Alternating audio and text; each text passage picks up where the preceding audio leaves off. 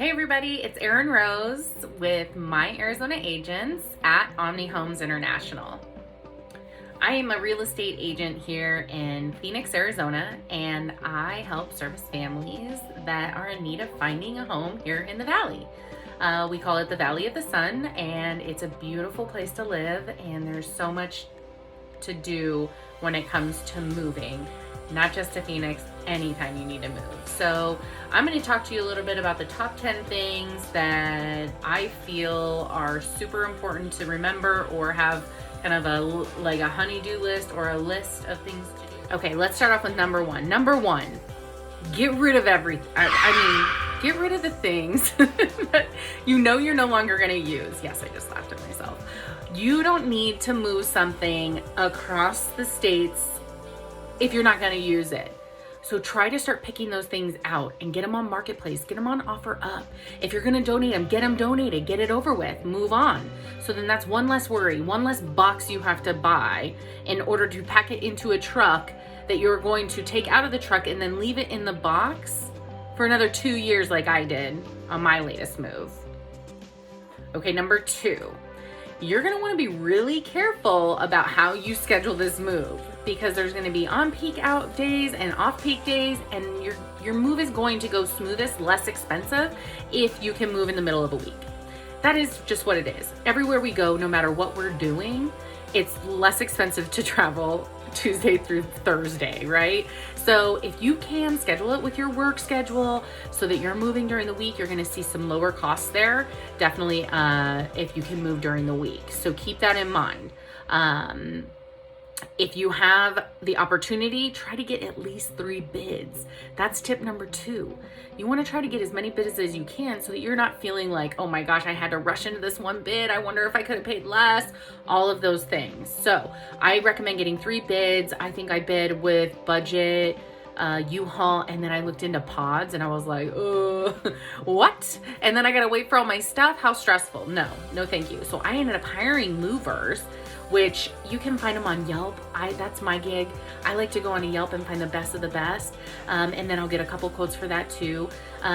They loaded the U-Haul, and then I found people here in Phoenix to unload the U-Haul, which was so great. So if you need some referrals, you just let me know. Also, avoid the online rental scams. That's a real thing. That's number 3, okay? Aside from this being a super stressful time, just do your research, make sure that you're getting in with a really good company and that you can trust the people that you're working with. That's why I like to go Yelp and kind of the name brand people to help me with my moves. Okay, number 5. I would recommend packing at least for a week in a bag that you can keep nearby if it's not in the truck with you, if you're not moving the truck, but just like you would pack if you were going to go on any kind of travel escapade, because you want to be prepared for everything, right? Have enough clothes so that you're not trying to find that one box that someone else packed. It's always really good to plan ahead and make enough stuff for you and your kids and your family so that you're not stressed out. I'm an overpacker, so I don't really have that problem. But for those of you who are not and are very good at not packing too much stuff, you might go ahead and take the chance to overpack just in case something comes up, because you just never know.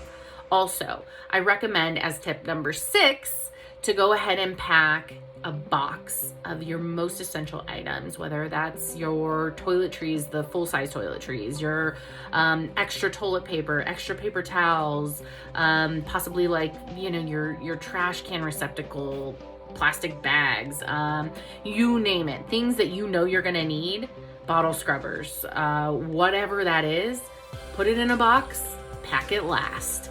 And then you can pull that box out and you know that you have all your essentials sitting right there waiting for you to take out. And you don't have to go through 85 boxes tonight because it's 10 o'clock and the babies are hungry. They need to go to bed. Let's talk about number 7. Let's keep all of our important documents in one place, okay?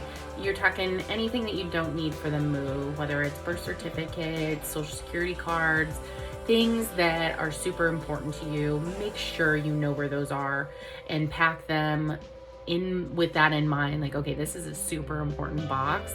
But if you're having movers and things like that, I don't know that I would necessarily suggest that you put social security cards or what have you on the box. So come up with an idea of what is going to work for you. Important paperwork, or maybe it's the only box you label paperwork, and then you would know that's where my good stuff is. Number 8, you're going to want to take pictures of all of your electronics and how you have them set up. It's going to save you a ton of time when you're unpacking them. You're going to know, okay, this goes into where, and this goes into over here, and this is for this TV, and this is for that TV. It can save you a lot of time in the long run. Okay, number 9, if you can get free boxes, I would recommend it. At one point, I think I was using UPS boxes, and it was so awesome because they were like double folded on the bottom, and they were super like heavy duty, and that was great. I think it's going to be a little bit harder to come by, and especially during COVID-19, I think you really want to probably take your chances with paying for the boxes. But if you can find them and you're not worried about that type of thing, get some free boxes. People are offering them up on OfferUp and on Marketplace all the time. So it's definitely not a far-fetched idea. And last, but certainly not least, number 10, get your address forwarded. That's right, I'm talking to you. Get your address forwarded. Don't wait. If you have an address that you know you're going to be moving to, go ahead and forward your address with USPS online. It's super straightforward and pretty simple. You just have to update your banking information so that they have your new address, because you're gonna wanna put in your new zip code. That kickstarts the whole process. And I have more tips and tricks. I'm gonna put a link to my website down below. Go ahead and click on that link, and it'll take you to a free checklist for your move. I look forward to talking with you about your move. If you need any help here in Phoenix, Arizona, I'm here for you. And also, please hit the subscribe button for more tips and tricks and other videos about the Valley, and I'm gonna look forward to sharing those with you.